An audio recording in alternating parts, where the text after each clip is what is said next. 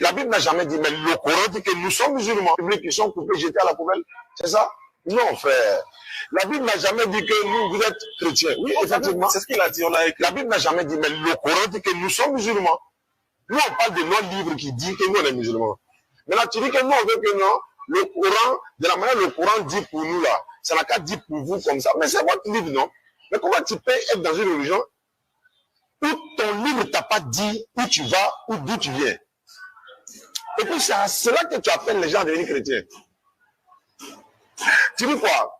Y a-t-il une même origine entre l'islam et le christianisme?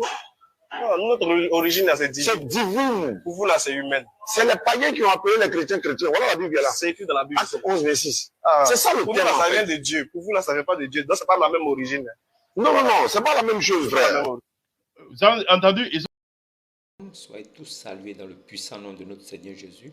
Comme je le dis toujours, c'est le nom qui a été donné au-dessus de tout nom. Et sur la terre, dans tous les mondes entiers, partout, dans tout l'univers, celui qui veut être sauvé, il doit croire en Jésus. Il doit prendre son baptême au nom de Jésus. Alors, si cela n'est pas fait, vous n'êtes pas encore chrétien. Regardez bien ce livre. Nous l'appelons la Bible. Il est composé de 66 livres révélés. Ces 66 livres-là sont l'objet de notre foi. Nous là, nous mettons foi en ce qui est écrit ici. Alors, si un livre vient plus tard, après ce livre, alors ce livre a tiré de l'original. Ce livre est considéré comme l'original. Et tout livre qui vient après ce livre est considéré comme celui qui a copié, comme un pirate. Shalom, aujourd'hui, nous parlerons de quelque chose. J'aimerais d'abord m'attarder là-dessus avant de rentrer dans le but du sujet. Aujourd'hui, j'aimerais vous demander quelque chose. Entre celui qui est là avant et celui qui vient après, qui peut être tricheur? Si moi, je suis né en l'an 0 et que toi, tu viens en l'an 600, qui a triché parmi nous deux? Si moi, je m'appelle l'Esprit Saint, si je m'appelle le premier et le dernier, si je m'appelle l'alpha et l'oméga, si je m'appelle le Tout-Puissant, si je m'appelle le Père éternel, si je m'appelle Dieu Tout-Puissant, si je m'appelle Elohim, et que quelqu'un vient plus tard, 600 ans plus tard, et il prend les mêmes attributs, entre lui et moi, qui a triché? Qui a copié chez l'autre? Aujourd'hui, j'aimerais vous parler de quelque chose. Jésus-Christ, là, dans la Torah, dans l'évangile, il est le premier et le dernier. Jésus-Christ est l'alpha et l'oméga. Jésus-Christ, là, il est la vérité. Il est la lumière. Il n'est pas un ange porteur de lumière. Il est l'ange de lumière. Jésus, là, il est l'agneau. Jésus, il est le lion de la tribu de Juda. Le lion de la tribu de Juda. Jésus, là, il est tout ça. Mais Jésus, il est vivant au siècle des siècles. Vous le savez, c'est le seul qui n'est pas mort dans tous les livres de foi qui sont venus après les 66 livres révélés. Ces 66 livres révélés sont venus avant toute autre chose. Maintenant, est-ce que du temps de Jésus, il y a eu un Messie en dehors de lui? Est-ce qu'il y a eu un Messie qui est venu après Jésus et qui a accompli toutes choses comme avait prescrit l'Éternel? L'Éternel a prescrit: je viens, j'habiterai au milieu de toi. Et toi, Israël, mon peuple, tu sauras en ce temps-là que l'Éternel m'a envoyé vers toi. L'Éternel dit qu'il viendra habiter, mais l'Éternel aussi dit que tu sauras que l'Éternel m'a envoyé. Finalement, à quoi joue l'Éternel? Quel est ce nom de l'Éternel? Cet attribut qu'il porte, mais quel est son nom propre?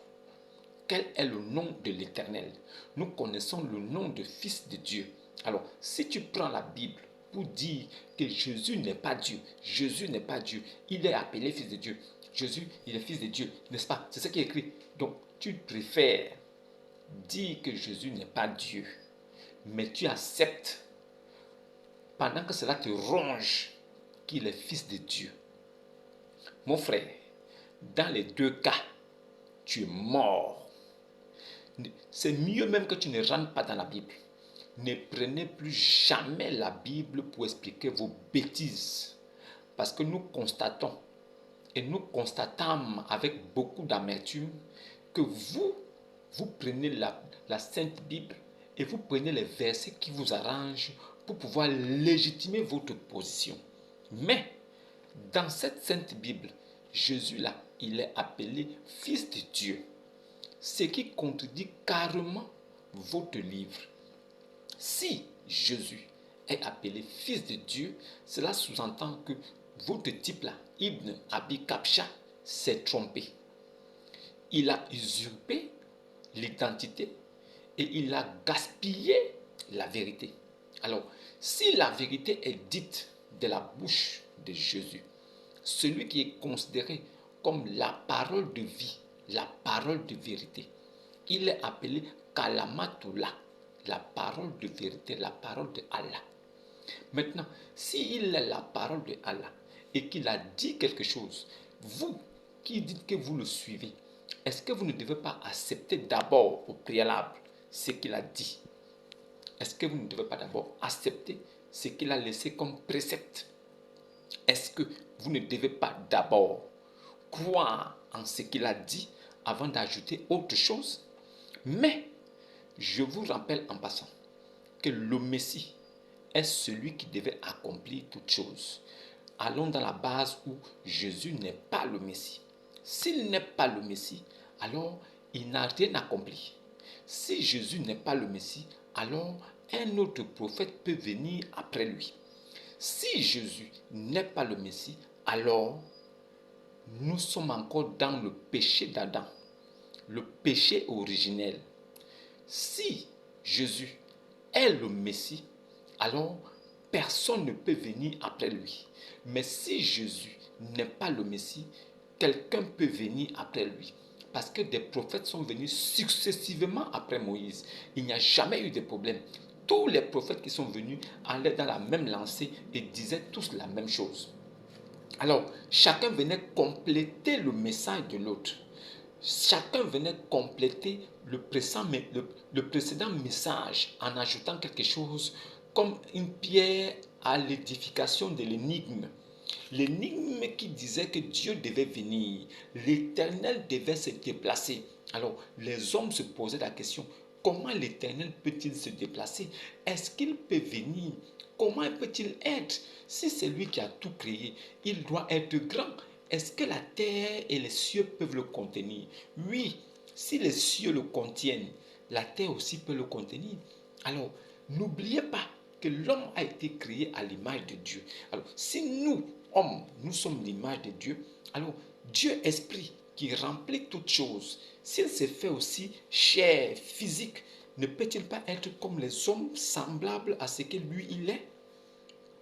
Est-ce que Dieu, s'il se déplace et vient sur la terre, étant esprit invisible, est-ce qu'il peut être vu des hommes? Est-ce que Jésus là, s'il dit que le Père est en lui et lui il est dans le Père, alors quel autre prophète l'a dit avant lui? Est-ce qu'un prophète Jean-Baptiste est venu et il a dit le Père est en moi et moi je suis dans le Père? Est-ce que Moussa, Moïse, Moshe, il est venu, est-ce qu'il a dit que le Père est en moi, moi je suis dans le Père? Est-ce que Moïse, qui était ami de Dieu, je peux le dire ainsi, il parlait face à face avec Elohim? Jésus là, lui, il avait Dieu en lui. Mais Moïse parlait face à face avec Dieu. Dieu se révélait devant lui sans énigme. Alors, il était fidèle dans toute la maison de Dieu. Mais Dieu là, il s'appelle comment? Quel est le nom de Dieu là? Dieu qui dit que Moïse est fidèle, était fidèle dans toute sa maison là, dans toute sa maison. Mais Dieu là, il s'appelait comment? Tous les prophètes sont venus avec le même message, disant les mêmes choses. Et Jésus est venu comme le sceau, comme la fin. Et il est venu dire, je ne suis pas venu abolir la loi. Est-ce qu'un prophète avant Jésus a dit qu'il venait pour abolir ou bien perfectionner la loi? La loi avait été donnée par lui-même Jésus. C'est pourquoi Jésus dit que si vous avez cru vraiment en Moïse, vous croirez aussi en moi. Si vous avez vraiment cru en ce que Moïse a dit, vous croirez aussi en moi.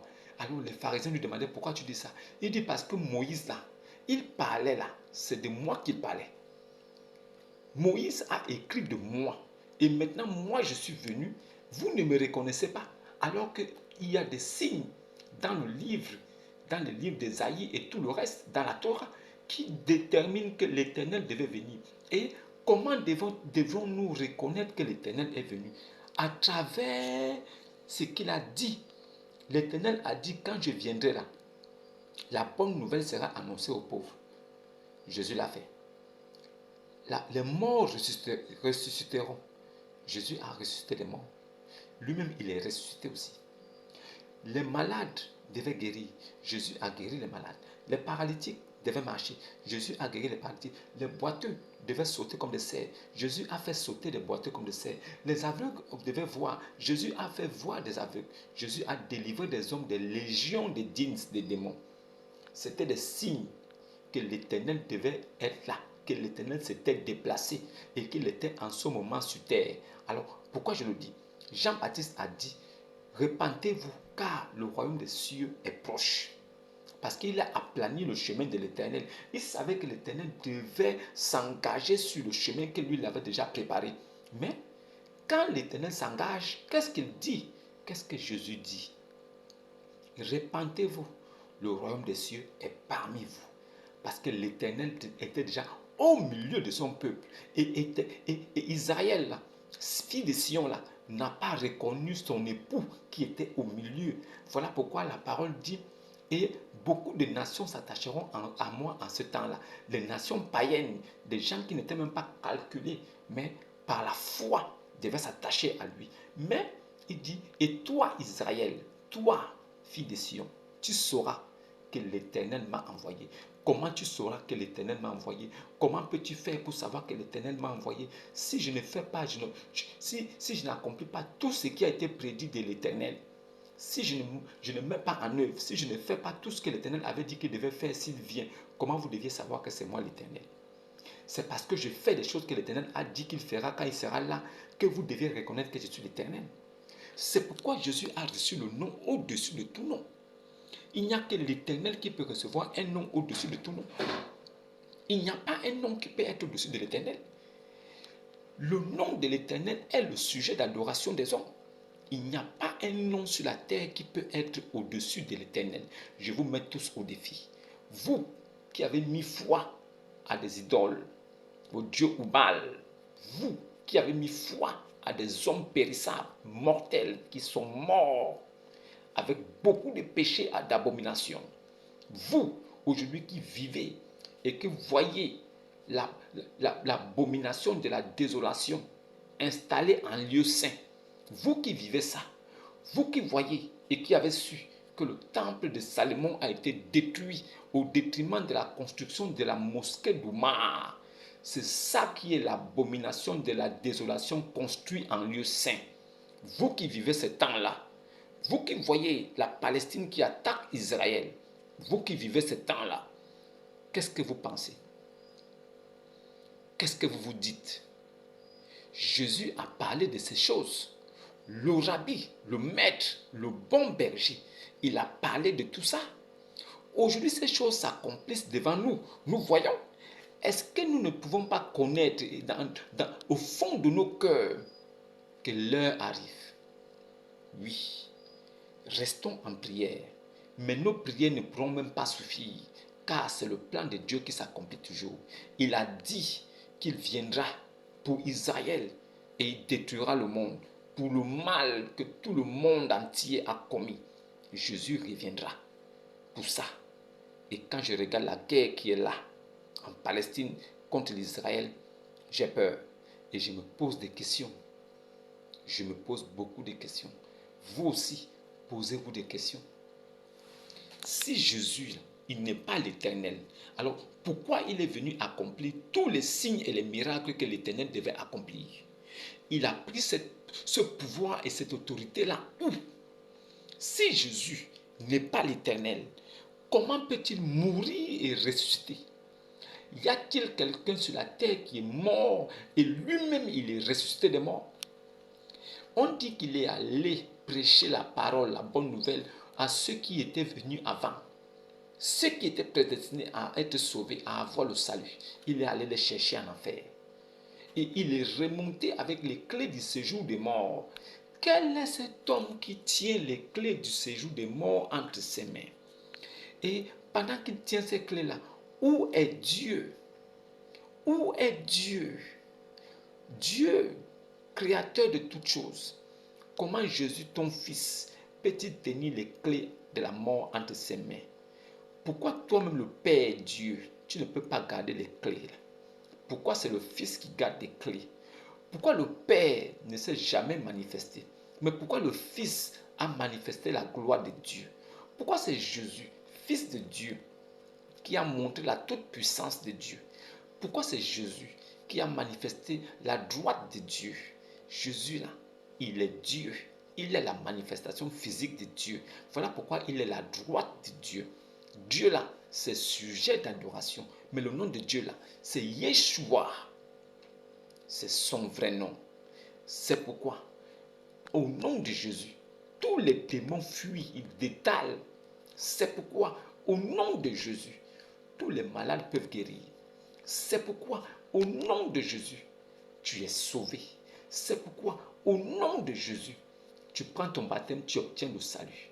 C'est pourquoi, au nom de Jésus, même les démons s'enfuient quand tu prononces ce nom. C'est pourquoi, au nom de Jésus, si tu portes le nom des chrétiens, tu es déjà sauvé. Je parle des vrais chrétiens, pas des chrétiens catholiques à 2 balles. Ce ne sont pas des chrétiens. Les vrais chrétiens, là, ce sont ceux qui respectent la parole de Dieu et la pratiquent. Ce sont les vrais chrétiens. C'est ce qu'on appelle chrétiens. Alors, si Jésus, là, il n'est pas le Messie, si Jésus, il n'est pas Dieu, alors, que signifie Esprit Christ? Esprit Christ, c'est l'Esprit éternel qui se mouvait au-dessus des eaux avant la création.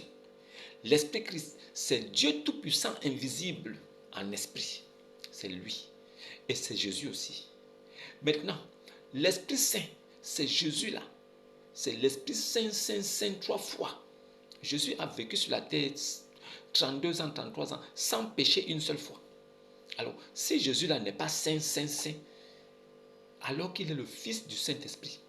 Si Jésus-là, il est né par la vertu du Saint-Esprit, il est le Fils du Saint-Esprit. S'il est le Fils du Saint-Esprit, est-ce qu'un esprit peut faire des enfants? Est-ce qu'un esprit peut avoir un sexe pour coucher une femme? Jésus lui-même, il nous a dit, il nous a éclairé la lanterne en disant que à la résurrection, nous serons comme des anges. Nous serons comme des esprits sans sexe.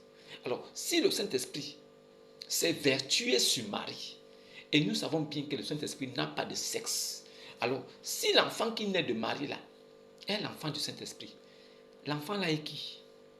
Si l'enfant là n'est pas Saint-Esprit, c'est que Dieu n'existe pas. C'est que le Saint-Esprit aussi n'existe pas. Mais le Saint-Esprit là, il s'est vertué dans le ventre de Marie. Et Jésus est venu. C'est pourquoi Jésus lui-même il a dit que personne n'est monté au ciel si ce n'est celui qui est descendu du ciel, le Fils de l'homme qui est dans les cieux. Donc Jésus là, il est l'Éternel. Il s'est envoyé lui-même dans le ventre de Marie. Alors quand Marie est tombée enceinte, Jésus là, il était l'Esprit Saint. Il était le Saint-Esprit qui était dans les lieux célestes, qui s'est rendu dans le ventre de Marie. Donc pendant qu'il était dans le ventre de Marie, il était encore Saint-Esprit, encore dans l'espace et dans les cieux. C'est pourquoi il a dit que personne n'est monté, si ce n'est celui qui est descendu. C'est-à-dire, lui, l'Éternel, il est descendu.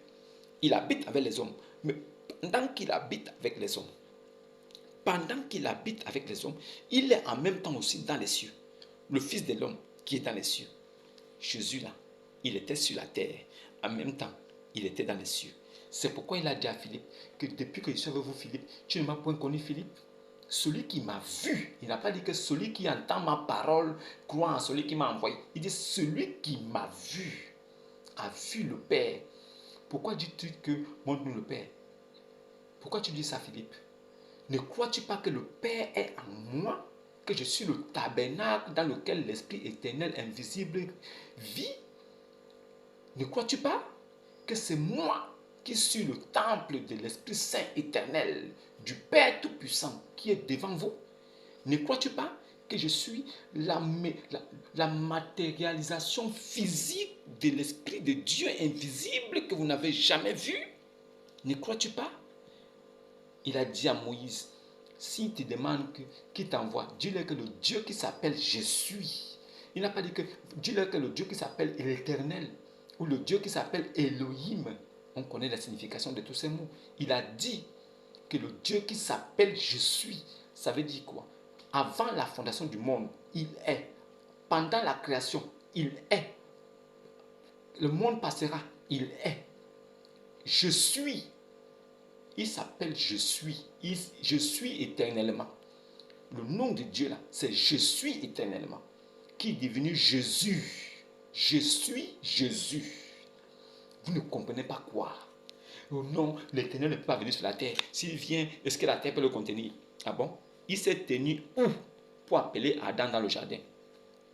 Quand il se baladait dans le jardin et il appelait Adam, quoi? Il était dans l'espace et il appelait Adam. Adam, Adam. Adam était comme une fourmi. Il voyait comme ça. Oh, qui m'appelle là? Vous n'avez rien dans la tête. On vous dit de réfléchir. Votre Al-Foukan, c'est un Al-Foukan bêtisier. Réfléchissez bien. On dit que Dieu se baladait dans le jardin. Il partait souvent voir Adam. Il avait quelle forme? Adam le voyait comment? Comment il peut dire à Adam, Adam, pourquoi te caches-tu? Comment as-tu su que tu es nu? Ça veut dire que Dieu se baladait comme une personne. Ça veut dire que ce n'est pas la première fois que Dieu a pris cette forme humaine. Même au temps de Melchisedec, sacrificateur du Dieu très haut, qui n'a ni généalogie, ni père ni mère, ni commencement de vie, ni fin de vie. Melchisedec, il apporta du vin et du pain à Abraham. Abraham, authentique prophète de Dieu. Mais un homme apporte ça. Et Adam, et qu'est-ce qu'Abraham fait? Abraham paye la dîme de tout à Melchisedec. Qui est ce Melchisedec ou Abraham qui est prophète de Dieu, ami de Dieu, peut payer la dîme? Vous lisez ce livre-là, je ne sais pas ce qui vous prend, mais arrêtez ça. Ne lisez plus ça. C'est un conseil que je vous donne. Plus vous lisez la Bible, plus la malédiction tombe sur vous. Et comme Dieu là, il prend du temps pour punir toutes les personnes qui blasphèment son nom. Il va vous punir. Je sais ça. C'est pourquoi j'ai gardé le calme. Mais je vous apporte seulement des enseignements qui concernent Christ. S'il y a quelqu'un qui est venu après Jésus et qui s'appelle le Messie, alors Jésus là, il n'est pas Messie. Si vous pouvez me prouver dans votre livre de foi un nom d'une personne qui s'appelle Al-Masiya ou le Messie, si vous me sortez ce nom-là, je pense que je croirai qu'après Jésus, c'est lui-même Jésus qui a envoyé quelqu'un. Mais vous nous dites que Jésus a annoncé la venue de quelqu'un d'autre. Mais quand nous lisons bien, nous comprenons qu'il serait avantageux pour vous que je m'en aille. Car si je ne m'en vais pas, le consolateur ne viendrait pas à vous. Mais si je m'en vais, je vous l'enverrai. Donc c'est Jésus qui va l'envoyer. Ce n'est pas le Père de Jésus qui va l'envoyer. Ce n'est pas le Père Tout-Puissant qui va l'envoyer. Jésus dit, si je m'en vais, je vous Mais il est venu de la part du Père. Il a enseigné parce qu'il a dit des choses que le Père lui a dit. Le Père était en lui. Lui, il était dans le Père. Il a dit, celui qui m'a vu a vu le Père. D'accord. Mais donc, ça veut dire que, comme certaines personnes disent que oui, ça veut dire que quand Jésus parlait, il parlait des paroles de Dieu. Ça veut dire que c'est Maboul m'a dit qui dit ça. Maboul m'a dit qui dit ça. Non, Jésus, quand vous pensez que quand Jésus disait que celui qui m'a vu avait le Père, il passait de Dieu. Non, ce n'est pas ça.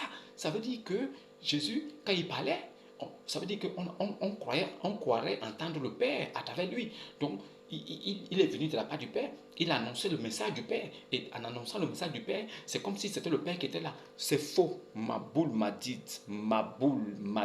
c'est faux. Il dit que celui qui m'a vu a vu le Père. C'est pas que celui qui a entendu ma parole, il a dit ça plusieurs fois. Il parlait en parabole. Mais là, il n'a plus parlé en parabole. Il a dit la vérité. En vérité, je vous le dis. Avant que Abraham fût, je suis. Il ramène le je suis que Dieu avait dit à Moïse que si tu pars, Moïse a dit, j'irai donc vers les enfants d'Israël. Maintenant, s'il me demande que le Dieu qui m'envoie là s'appelle comment? Quel répondrai-je? Dieu dit, va les dire, tu les diras que le Dieu qui s'appelle je suis m'a envoyé vers vous. Alors, Jésus dit, vous qui dites respecter Abraham là, que vous n'avez jamais vu là, vous pensez que moi, je suis comme vous? Je vous dis en vérité qu'avant qu'Abraham fût, ça veut dire qu'avant qu'Abraham a existé, avant qu'Abraham existe, j'existais déjà avant. C'est moi-même qui l'ai envoyé, c'est moi qui l'ai créé. Avant qu'Abraham fût, je suis. Il reprend le même nom du Dieu de Moïse. Alors, il ramène ça pour dire que ce Dieu-là, c'est lui. Vous croyez que les Juifs voulaient faire mourir Jésus parce qu'il était trop, quoi? Il était beau, ou bien il a arraché leur femme, ou bien Jésus, il était rentré dans une secte, ou bien il voulait faire les coups d'État, les attentats à la bombe. Il était devenu quoi? Un Al-Qaïda, un poseur de bombes, un Moudjahidine, poseur de bombes, celui qui tue les gens au nom de Oubal. Vous croyez? Si Jésus était vraiment musulman, comme vous dites, il devait avoir un niaisin. Qui était le crieur de Jésus? Quand Jésus vivait là, qui criait pour lui? Qui criait au loup, boum, boum, qui criait ça? Et quand il a choisi les 12 apôtres, ils ont récité la charte d'eau. Montrez-moi le verset là où ils ont récité la charte d'eau. Voilà Jean qui récite la charte d'eau devant Jésus. Oh Seigneur Jésus, je sais que c'est toi qui es le Fils de Dieu. Tu connais toutes choses. Donc, pour t'accepter, je dois rester la charte d'eau. J'ai levé mon index. L'eau, mo, rosso, là. Voilà, tu es devenu apôtre, viens. Allez, viens, Pierre, toi aussi. Allez, passe. Montrez-moi ça, montrez-nous ça. Montrez-nous ça pour que nous puissions croire que vous avez raison. Jésus a dit que allez par tout le monde et faites des nations des disciples. Celui qui va croire, celui qui va écouter et y croit, celui qui écoute et y croit. Alors, baptisez-le en mon nom. Puis, enseignez-leur ce que je vous ai prescrit. Il n'a pas de dire réciter le chant d'eau. Après, commencez maintenant à lire les incantations de Rabaraba, Bourrig, Rabaraba. Ce n'est pas ce qui est écrit. Donc, si vous croyez vraiment que c'est Jésus-là, Yassou, Yeshua, Jesus, qui a envoyé Ibn Abi Kabsha, alors vous devez donc croire que c'est lui qui est Dieu. Puisque le livre falsifié qui est la Bible, les 66 livres révélés, disent que c'est lui, Jésus, qui a envoyé le consolateur. Alors, si vous avez dit que le consolateur là, qui était l'Esprit éternel, que les disciples, les apôtres connaissaient parce qu'il demeurait avec vous, mais que le monde ne pouvait recevoir parce que le monde ne le connaissait pas et ne l'avait jamais vu là. Mais vous, les disciples et les apôtres là, vous le connaissez, il demeure en vous. Donc, si cet esprit de consolateur demeurait en les disciples et les apôtres, et que Jésus dit que je vous l'enverrai encore, si vraiment c'est Muhammad ou Ibn Abi Kabsha qui vient, alors il demeure dans les apôtres. Et les apôtres devaient dire tout ce que Ibn Abi Kabsha avait dans sa tête.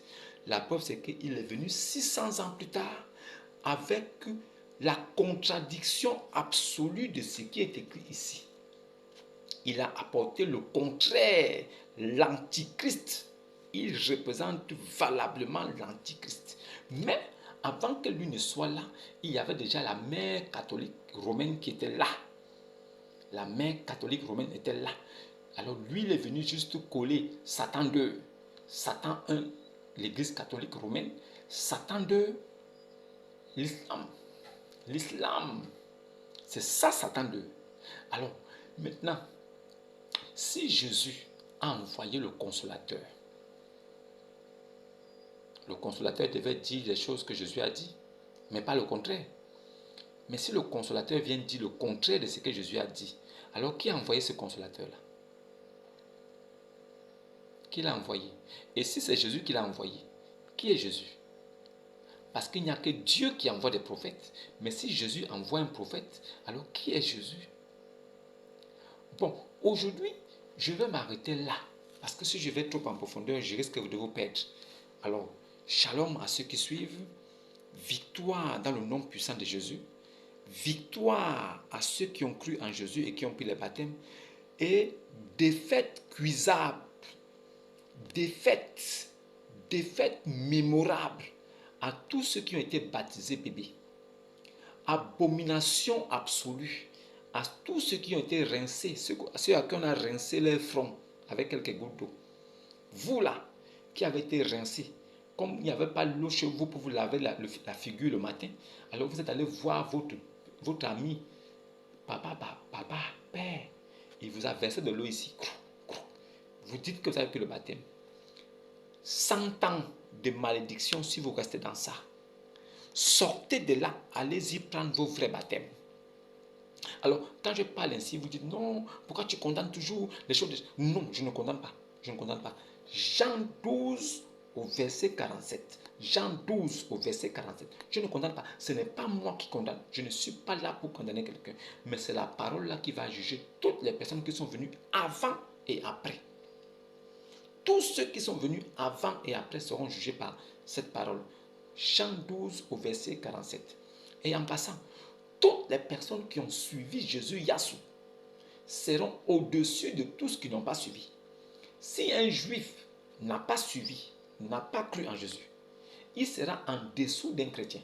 Le chrétien là, il est debout, il est l'aigle au-dessus de tous ceux qui n'ont pas mécru. Pourquoi je dis ça? Il est au-dessus de tous ceux qui ont mécru. Au-dessus de tous ceux qui ont mécru. Surat 3, verset 55. Surat 3, verset 55. Lui-même, l'idole, le propriétaire de Ibn Abi Kabsha, il dit qu'il mettra tous les chrétiens au-dessus de tous qui n'ont pas suivi. C'est-à-dire que tous qui ont suivi Jésus là seront au-dessus de tous qui n'ont pas suivi Jésus. Et cela jusqu'à la résurrection. Pas jusqu'à demain, pas jusqu'au mois prochain ou dans l'année prochaine. Jusqu'à la résurrection. Ça veut dire que tant que Jésus n'est pas venu, les chrétiens sont au-dessus. Alors, j'ai entendu quelqu'un dire non. Dans la note explicative, on dit chrétien, mais le mot chrétien n'existe pas dans le Coran. Le mot chrétien n'existe pas dans le Coran. Le mot chrétien n'existe pas dans le Coran. Mais c'est écrit dans la note explicative qui n'est pas dans le Coran. La note explicative là ne figure pas dans le Coran. C'est dans l'espace. Alors, c'est fut en Antioche que pour la première fois, il a payé chrétien par les disciples de la déesse Astarté. D'accord. Ça, c'est écrit où? La question est posée. Maintenant, Surat 3, verset 55. Allah, il placera tous qui ont suivi Jésus au-dessus de tous qui n'ont pas suivi. Et cela jusqu'à la résurrection, jusqu'au jour dernier. Et notre explicatif dit que ceux-là qui sont au-dessus là, ceux qui ont suivi Jésus là, sont appelés chrétiens. Notre explicatif est écrit chrétien. Mais il y a un grand savant qui vous dit que le mot chrétien n'existe pas dans le Coran. Ce n'est pas écrit. Celui qui a écrit ça là, il est fou. Celui qui a écrit ça là. Toi, Maboul Madid, tu es plus intelligent que lui. Merci, on a compris. Mais notre explicatif là, c'est pour donner des précisions, pour que nous sachions de qui il s'agit. Alors, ce livre-là t'informe et informe tes frères que ceux dont je parle là, ceux qui seront au-dessus là, chrétiens là, il faut que ça soit écrit pour que vous sachiez qu'il s'agit des chrétiens. Ce que vous combattez là, on n'a pas dit juif. Si un juif a cru en Jésus, il devient chrétien. Mais si un juif n'a pas cru en Jésus, il reste dans son judaïsme. Ça n'engage que lui. Il n'y a pas de souci. Nous ne sommes pas là pour les juger. C'est la parole qui jugera tout le monde. Et même les juifs passeront au jugement avec la parole. Et même vous, les Mahométans, les Moussaï Lama, vous passerez en jugement avec la parole qui est là. Donc, celui qui avait mis chrétien là, il sait pourquoi. Il a fait, ça veut dire qu'il a conscience de ce qu'il mettait. Il savait aussi pourquoi il a fait ça. Pour que des maboules comme toi ne disent pas demain que non. Il s'agit des juifs. La note explicative là te cloue le bec. Oiseau de malheur. Jean 12, verset 47. Si quelqu'un entend mes paroles et ne les garde point, virgule, ce n'est pas moi qui le juge, car je ne suis venu non pour juger le monde, mais pour sauver le monde. Celui qui me rejette et qui ne reçoit pas mes paroles a son juge. La parole que j'ai annoncée, c'est elle qui le jugera au dernier jour. Car je n'ai point parlé de moi-même, je n'ai point parlé de moi-même. Mais le Père là, il s'appelle comment? Quel est le nom de ce Père là que Jésus parle? Quel est ce nom de Jésus là? Jésus dit le Père là. Qui est le Père? Quel est le nom de ce Père que Jésus parle?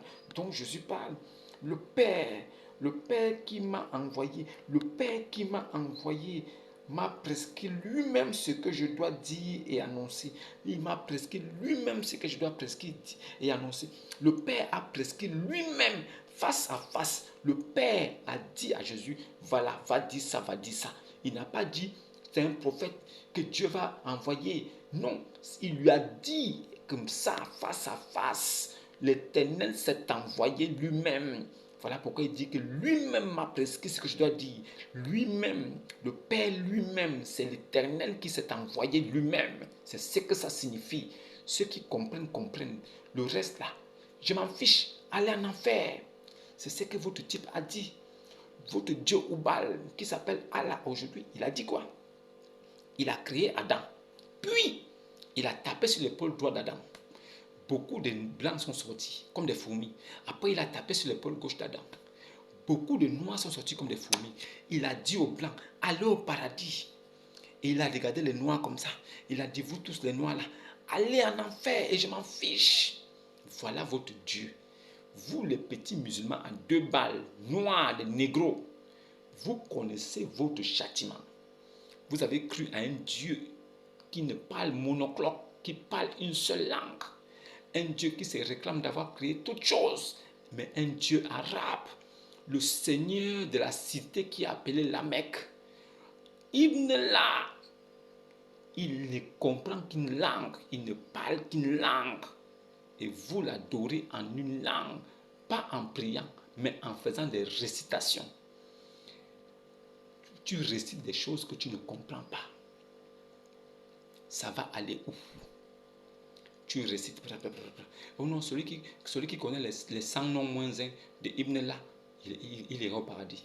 Hein? Donc, il peut même être même un mécréant. Mais s'il peut déjà réciter par cœur les 99 noms, pouf, il est au paradis. Et c'est ça là que vous voulez que nous on vous suive, dans ça.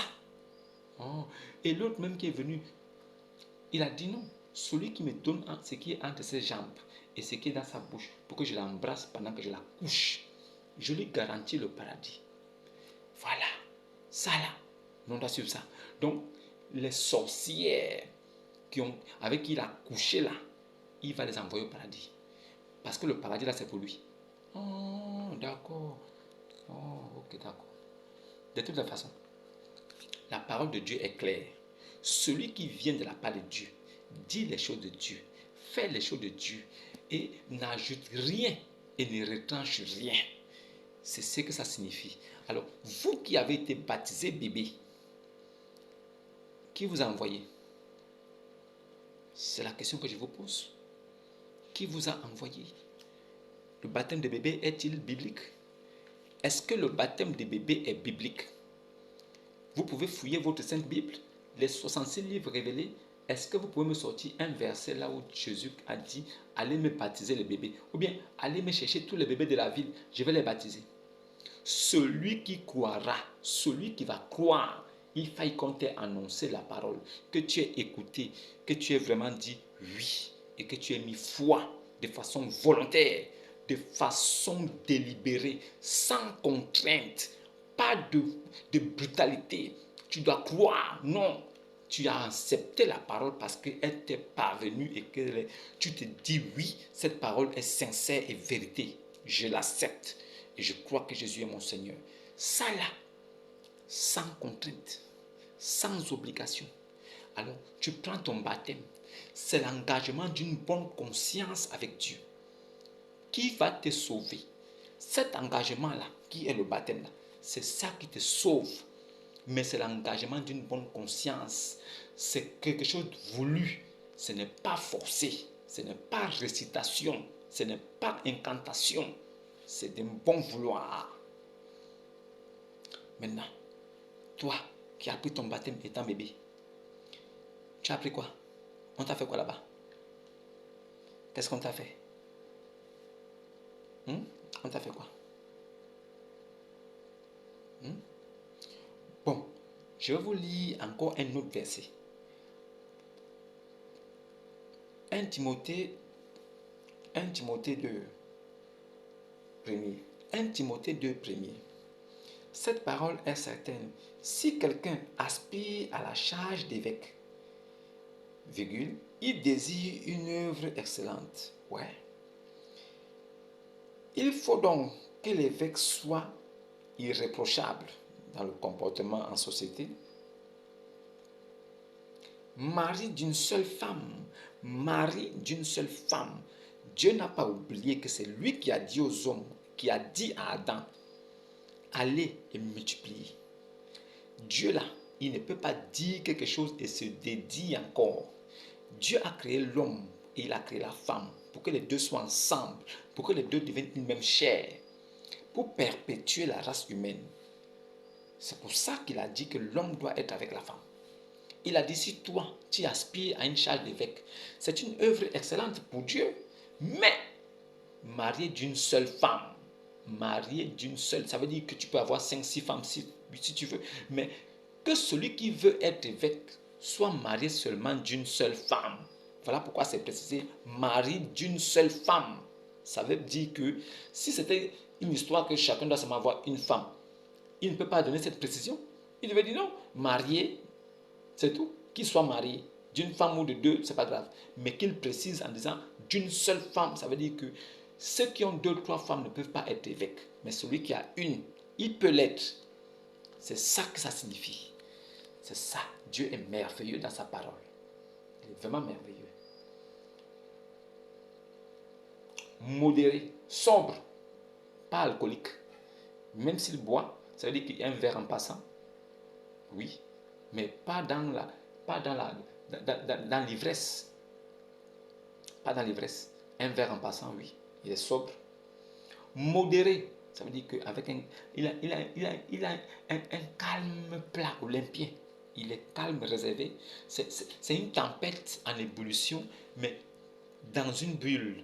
Ça veut dire qu'il peut souffler le chaud et le froid quand il faut, mais il est modéré. Parce que le plus important pour lui, c'est qu'il vous apporte la vérité. Quel qu'en soit ce que vous pensez, c'est la vérité qui prime avant tout. Réglé dans sa conduite, hospitalier, propre à l'enseignement. Propre à l'enseignement. Il n'est pas là pour vous dire des choses qui vont vous plaire. Il n'est pas là pour vous séduire par des doctrines des hommes. Tu as mis tes fards, tu as mis tes cils, tu as bombé le rouge à lèvres, tu es assise comme ça avec les cheveux de folle, les cheveux de mortes que tu as mis sur la tête. Tu es là comme ça. Non, je suis belle aujourd'hui, même le pasteur va voir ça. Maudite, tes prières ne vont rien donner. Tu vas prier 1000 ans, tu n'auras même pas de réponse. Parce que tu es dans l'abomination. Ce que tu as mis là, tu penses à où? Ça là, c'est quoi? Donc tes cils que Dieu t'a donné là ne te suffisent pas. Non, il faut que tu mettes des vrais cils, les longs comme ça. Et tu mets maintenant des faux cheveux. Tes cheveux sont où? Sont passés tes vrais cheveux? Les cheveux de la femme, c'est ce qui est appelé le voile. Le voile de la femme, ce sont ses cheveux. C'est pour ça qu'il est interdit à une femme de couper ses cheveux. Vous qui coupez vos cheveux, vous taillez vos cheveux là, vous faites des cocos taillés ou le peinture ou quoi là, vous êtes des maudites. Si vous ne sortez pas dans ça et vous repentez, si vous ne vous repentez pas, vous allez aller en enfer. Ça là même, ne vous dérangez pas pour ça. Vous qui faites punk, vous faites cocotaï, maudia. Il faut qu'il ne soit ni adonné au vin, ni violent, mais indulgent, pacifique, désintéressé. Oui, pas cupide, désintéressé. Il faut qu'il dirige bien sa propre maison et qu'il tienne ses enfants dans la soumission et dans une parfaite honnêteté. Car si quelqu'un ne sait pas diriger sa propre maison, comment prendrait-il soin de l'église de Dieu? Si quelqu'un ne sait pas prendre soin de sa maison, comment il va prendre soin de l'église de Dieu? Alors, l'église de Dieu, c'est qui? C'est toi, c'est moi. C'est nous qui sommes l'église de Dieu. Nous représentons le temple du Saint-Esprit sur la terre. Alors, nous qui avons cru en Jésus là, nous qui avons mis foi, voilà, c'est par la foi, ce n'est pas par les œuvres, ce n'est pas par un aspect physique, ce n'est pas par certaines choses. Il faut faire comme ça, il faut se tourner vers le soleil, il faut faire comme ça pour prier, il faut regarder comme ça. Non, quand tu fais caca, il ne faut pas regarder vers là-bas, parce que si tu regardes là-bas, l'idole là va te regarder comme ça, c'est la malédiction. Il faut cabiner comme ça, en le guettant comme ça. C'est n'importe quoi. Des bêtises. Non, il faut laver ta tête, les oreilles, parce que Satan fait pipi dedans. Non, il faut laver tes narines, parce que Satan fait dort au fond de tes narines. Non, quand tu fais pipi, il faut laver ton zizi. Parce que le zizi là, c'est ça que tu vas, ce sera ton matériel de guerre pour les jardins au cours des ruisseaux. Ton zizi sera toujours tendu là-bas. Donc Dieu t'a dit qu'au ciel là-bas, au jardin au cours des ruisseaux, les hommes auront des pipis tendus qui ne deviendront jamais mous ni flasques, toujours comme ça. Bam!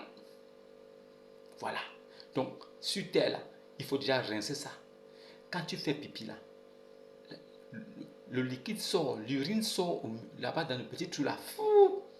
Mais quand tu laves tout le way, là, est-ce que les urines coulent partout à partir des testicules et ça mouille ton truc? Il faut que tu laves. Tu laves ça parce que ton type avait dit, son calife lui a demandé. Ah, mon Dieu, tu fais comment? Une seule nuit, tu fais le tour des 11 maisons, des 11 femmes, des 11 chambres, tu les tapes tous. Comment tu fais ça? Il dit, ah, ok, je te donne mon secret. Quand tu finis là, il faut laver ça. Quand tu laves ça, ça donne la force. Donc, en même temps aussi, c'est devenu une coutume et une tradition chez les Moussa et Lama. Ils lavent tous les pipis parce qu'ils espèrent avoir un pipi tendu qui va rester toujours bandant sans jamais devenir mou. Mais on les voit sur la terre ici avec les pipis là qui deviennent mous. Beaucoup là ont l'hémorroïde, ils souffrent de faiblesse sexuelle. Mais malgré le lavage, c'est toujours comme ça, c'est mort. Donc ça ne sert à rien. Et en même temps, ton corps charnel que tu as là, le jour où tu mourras, ça va rester ici, pourri. C'est l'âme et l'esprit qui s'en vont. Tu perds ton temps à laver ça, ça ne va aller nulle part. Nulle part. Ça ne va aller nulle part. Réveillez-vous, on vous a trompé dans des doctrines insensées qui ne vous amènent nulle part. Même le salut n'est même pas dedans. Réveillez-vous, sortez de là. On vous a trompé pendant longtemps, sortez. C'est tout. Quand tu connais la vérité, tu sors. Tu sors. Tu es incapable de prier ton Dieu en français. Tu es incapable de prier ton Dieu en langue anglaise. C'est quel Dieu ça? Et il dit qu'il a créé toutes choses. Et moi, je vais croire ça. Jamais. Si moi, je rentre dans la mosquée, je vais prier en langue française ou en anglais. Si ce n'est pas le cas, je sors, je quitte l'islam. Parce que je vais dire à l'imam et l'ayatollah qui est là, avec le niaisin, que Allah, il a créé toutes choses. C'est lui le Dieu tout-puissant, non? Oui. Donc si je prie en anglais là, c'est pas lui qui a créé la langue anglaise. Si je prie en français là, c'est pas lui qui a créé la langue française. Ou bien ce sont les œuvres du diable. C'est pas lui. Donc si je prie en français, il va écouter, non? Alors pourquoi me conditionner pour que je puisse seulement prier en arabe? Pourquoi?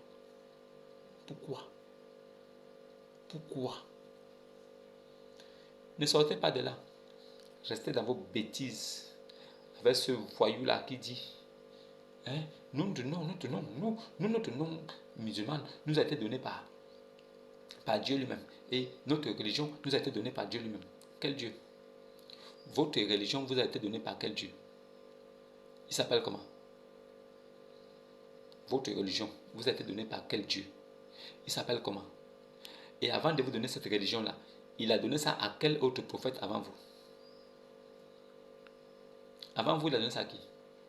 Donc, Yassou, Jésus là, on ne lui a pas donné de religion.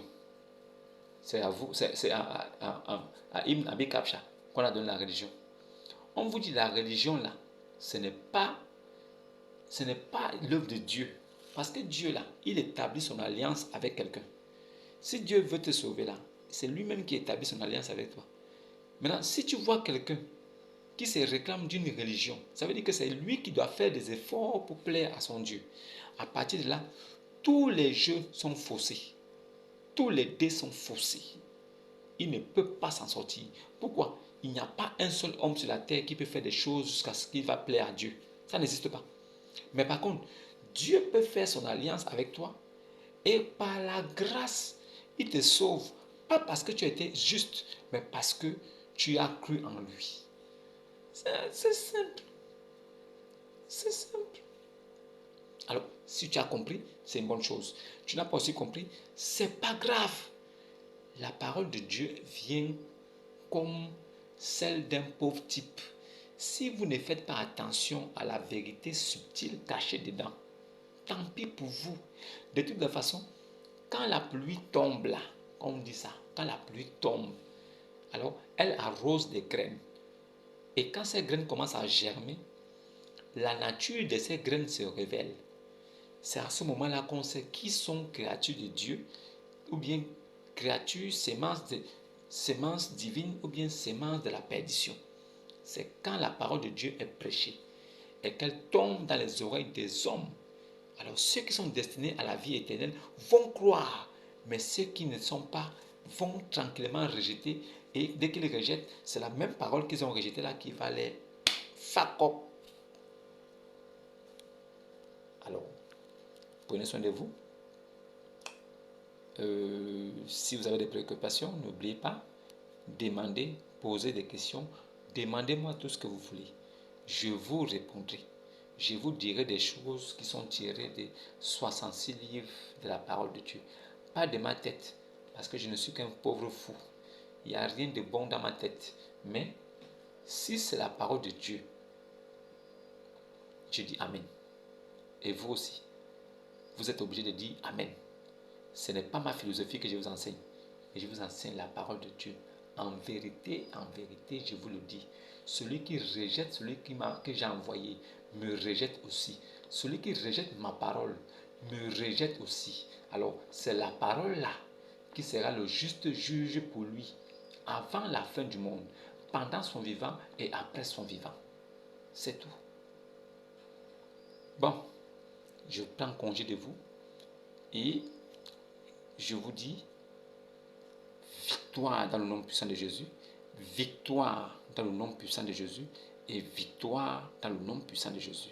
Shalom à tous, prenez soin de vous, à la prochaine.